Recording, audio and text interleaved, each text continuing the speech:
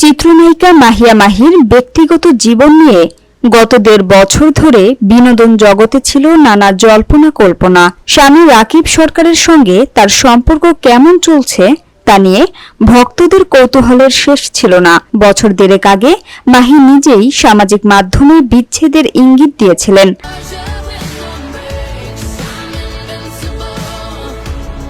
সেই ঘোষণার পর জনসমক্ষে আর দেখা যায়নি এই তারকা দম্পতিকে। তবে সম্প্রতি সব গুঞ্জনের অবসান ঘটিয়েছেন এই আলোচিত তারকা।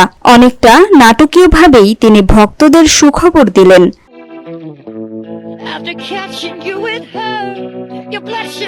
শনিবার চিত্রনায়িকা মাহিয়া মাহি সামাজিক যোগাযোগ মাধ্যমে আবারও বিয়ের পোস্ট দিলেন। এ পোস্ট দেওয়ার পরই সামাজিক যোগাযোগ মাধ্যমে ভক্ত ও শুভাকাঙ্ক্ষীরা এই দম্পতিকে শুভেচ্ছা জানাতে শুরু করেন। তাদের পোস্টের কমেন্ট বক্সে ভরে যায় ভালোবাসার বার্তায়।